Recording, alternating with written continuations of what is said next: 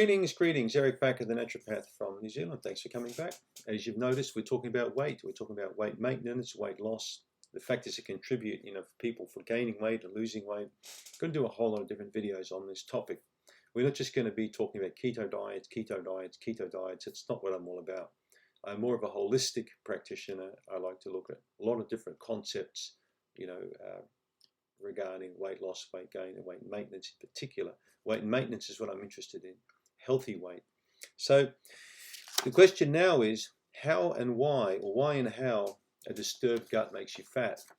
Well, let's look at it from the reverse angle.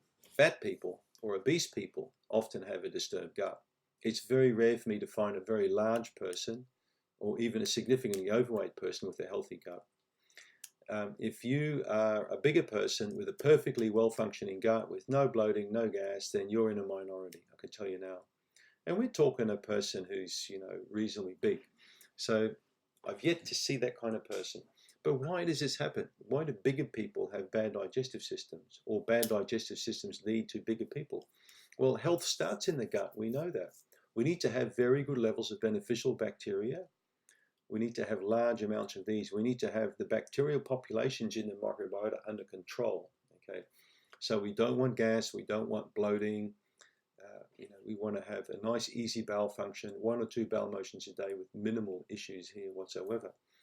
Now, a healthy person will have that. But when the bacteria populations start to become imbalanced, when the yeast start to take over, and particularly when a person goes on medications, okay, now you look at bigger people, many of them are on medications for blood sugar control, cholesterol, diabetes kind of medications, these sorts of things. Medications, again, will start to create a gut dysfunction. If you look at all the pharmaceutical medications, they all have side effects. Most larger people take medications, which again shunt them in my opinion, into a potential for a digestive issue.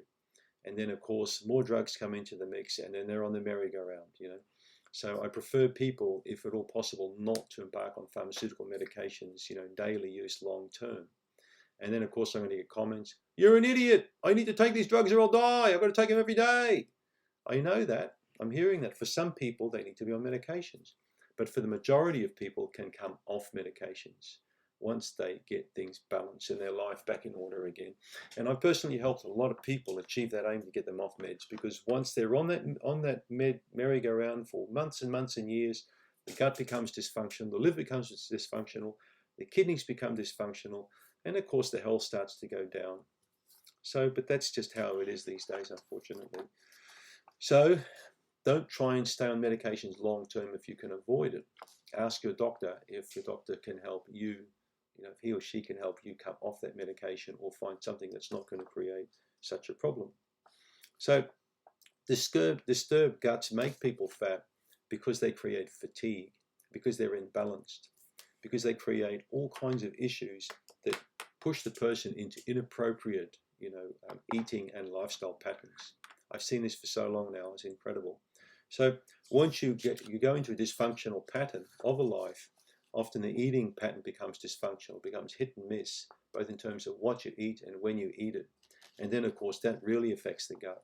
Then you're going to get more gas, more bloating, and then, of course, a few paracetamols or ibuprofens may be thrown in on the mix, or medicines for period pain, or oral contraceptive pill, whatever. All these things get thrown in on the mix. And then, of course, the gut becomes dysfunctional, the liver becomes dysfunctional, and then the person goes down.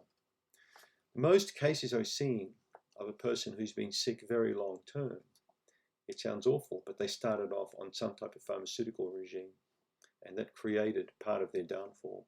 Or they had a big emotional event like a divorce or a bankruptcy, and that pushed them, shunted them into a lifestyle which created these inappropriate patterns we were talking about. And then, of course, the gut became disturbed, and then the person gained weight. There's always a reason why things happen. That's the point I'm trying to make here. Your gut doesn't become disturbed. It develops that, over a period of time. It just doesn't happen per chance. You don't wake up, oh, my gut's disturbed. When you were a young person, you had a healthy gut. So the gut got created to be disturbed through some pattern of dysfunction. And that's what needs fixing up. If you can fix those sort of dysfunctional patterns up, you can often undo years and years of, problems, health problems. And of course, excess weight can be a big health problem for some. So that's how a disturbed gut comes about, through some pattern of dysfunction that led that person down that path. And then, of course, when they're down that path, weight becomes the issue, fatigue becomes the issue, sore back, sore knees, and then emotionally the person goes into a tailspin. I may have just described you out there, Mrs. Jones or Mrs. whoever, or Mr. whatever.